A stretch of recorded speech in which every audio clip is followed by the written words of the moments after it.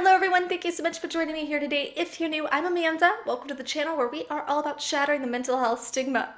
Before we continue, make sure you make sweet, sweet love to that subscribe button so you're not missing any of these song reactions, any of my vlogs about my mental health journey, or any of my interviews with celebrities about their mental health journeys.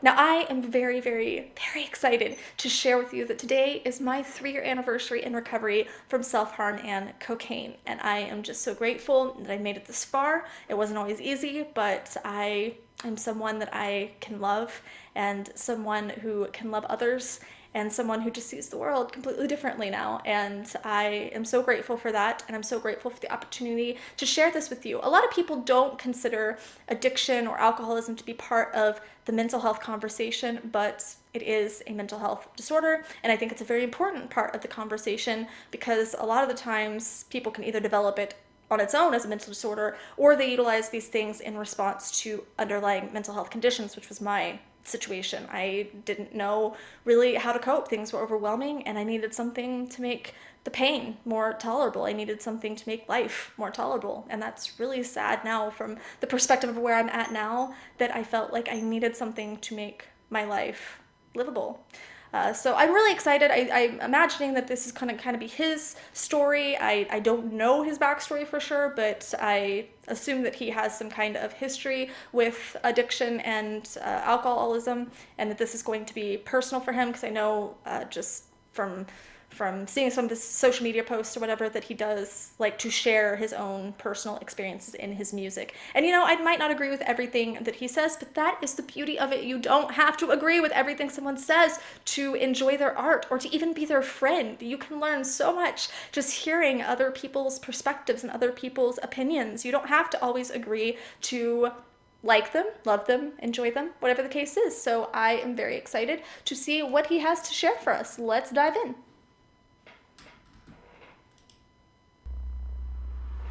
What up, y'all? My name's Tom. Little while back was an alcoholic. Had a mental breakdown like a year ago. Came close to put me in a coffin. Damn. After the hooker I loved, after I did all the drugs, after I finally got fired for showing up late to the job, hella tired and drunk, after the oxys I put up my nose with my boss on the oil rigs when I was young, after my ex cut her wrists and the cops thought I stabbed her and beat me then put me in cuffs, after I totaled my car trying to run from the cops with a kilo of coke in the trunk, after I drank till I rotted my teeth on my head, got infections in all of my gums, after I couldn't get hard cause the vodka and porno sedated me till I was numb, after I couldn't escape from the basement I rented and went to go live with my mom, after I cheated on people I needed and lied trying to hide from the guy that I was. Then I got sober, the madness was over. Now I am proud of the man I become. Yeah. Yes, I was doing these things because I was hiding from who I was. I couldn't handle who I was. I couldn't handle my mind. I couldn't handle my thoughts. I couldn't handle my depression. I couldn't handle things. And now I'm proud of the person I was. And it's so tragic that Tom had to fall so far down to get to that healing point. And I will say that that tends to be true for a lot of people, that a lot of people have to hit rock bottom. And unfortunately, they don't come back from that. Some people die, and that is their rock bottom. But a lot of people have to hit rock bottom before they can start to find healing, before they can get back to being the person that they love and that they can be proud of. I did hit rock bottom. I overdosed on a bathroom floor, was covered in blood from doing too much coke, and I actually didn't even mean to. I was just very upset, very emotional, didn't know how to cope, just started to do it and did more than I realized and overdosed.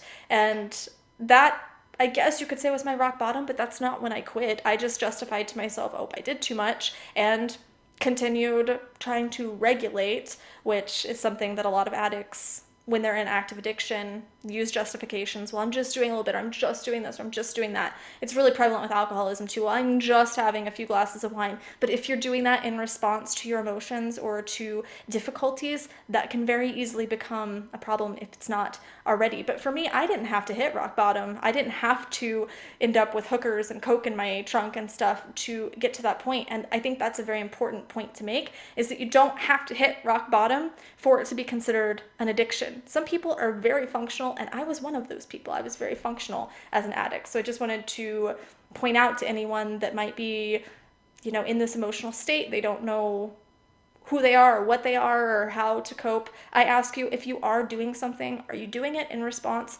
to an emotional problem? Or are you doing it in response because you can't cope with your life? Because whether it's legal or not, that's when it becomes a problem. I'm finding someone that I know Yes! It does feel like a hole. Yes, you will. Wings.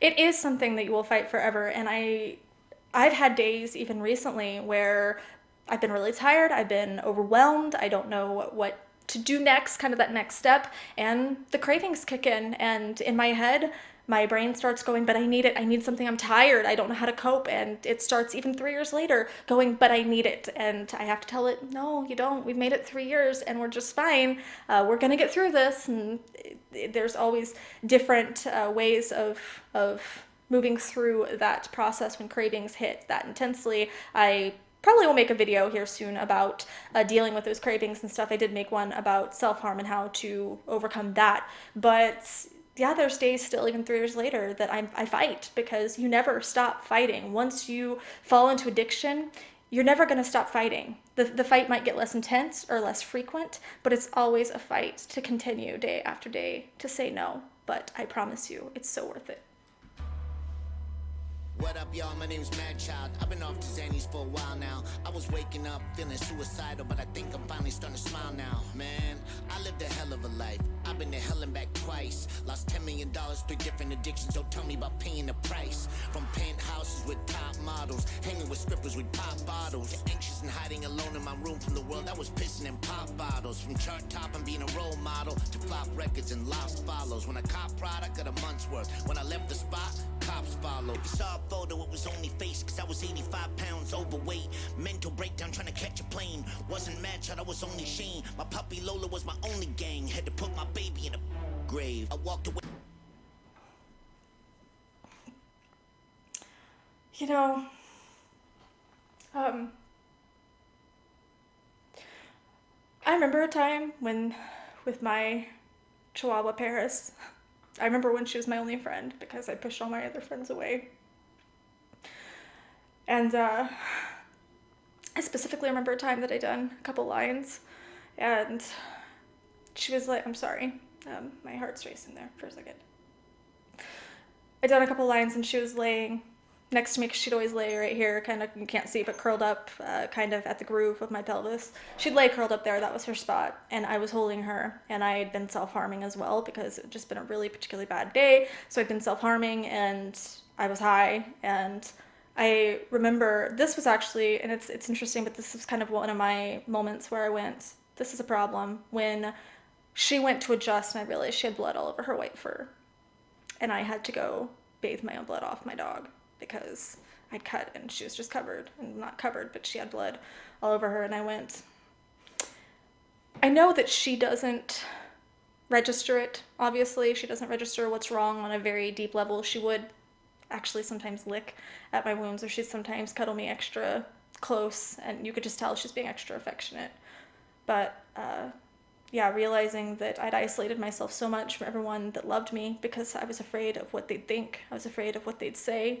I was afraid of how they'd respond, that I'd isolated myself because I knew at least my dog wouldn't judge me.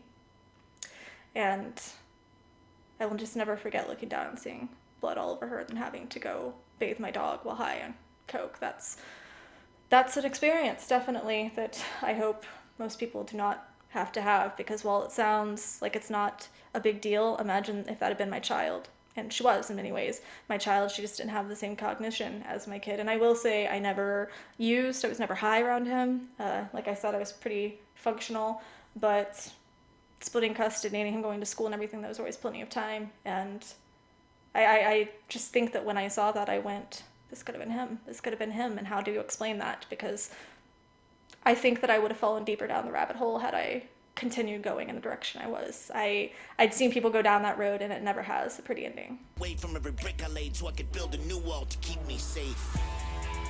You do build walls. I started climbing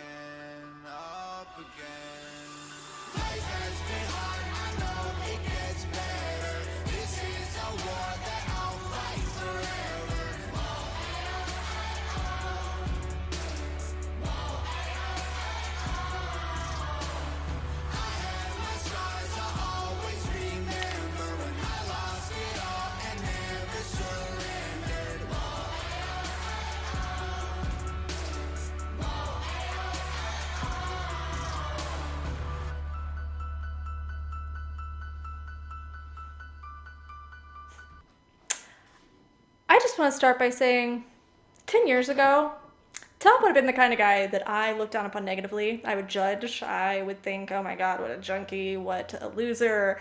I'd probably be scared of him, to be truthfully honest. And I'm so glad that I've went through what I went through, all the things that I went through. So now I can look at someone like that and see that he's a human being with a story that deserves to be heard, that deserves to be told, that deserves to be respected. And he's a person that deserves to be loved and deserves, even if you don't agree with what he says, he deserves support for the things he has gone through, as we all do. And life is hard. I have been dealt, anyone that knows me will tell you that I have been dealt probably more than my fair share of most people. And I'm still here and I'm fighting, and I know I'll be fighting for the rest of my life. But I know I'll be fighting for many, many years to come. You guys will be here, I hope, for 5 and 10-year recovery anniversaries. I know that I'm going to be fighting day after day, week after week, month after month, year after year, and that's the point. We all do. Whether we have mental health disorders or not, we all fight. And if you never hear anything else that I say on this channel, nobody is free from the things that happen in life. Nobody's free from trauma. Nobody's free from depression, at least sometimes. Nobody's free from stress. Nobody's free from these hard things happening. And we might look at some people and think, oh, they've got everything. They've got success. They've got money. They've got a partner. They've got all these things that I want. But even the most successful people end up losing to addiction, losing to alcohol, losing to suicide, unfortunately, because all of those material things don't change a thing. You have to fight. You have to find your reasons to fight. And they're different for everyone. For me, this is actually, I met Mike Shinoda from Lincoln Park 3 years ago today. And for me, it was my turning point where Mike and Chester and Lincoln Park had really helped me through a lot. Little did I know that a few months later, they would be saving me, even though Chester lost his battle to suicide the year prior.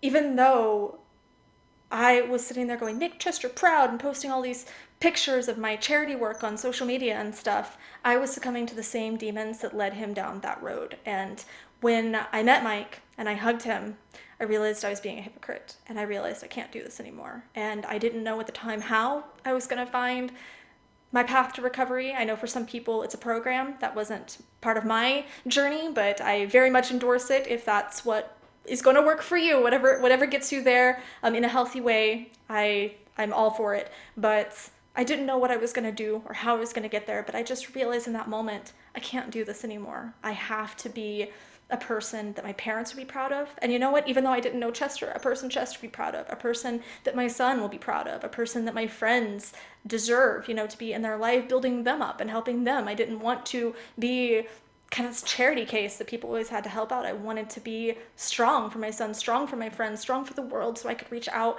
and help others, because I've always had this heart to help other people, even when I was in that rock bottom place. And really, I'm grateful for my journey to have brought me to this place where now I can watch this video with this tattooed rapper, 2 things that 10 years ago I would have went, ugh, because I'm not really a huge fan of rap. It's not really my genre, but I am a huge fan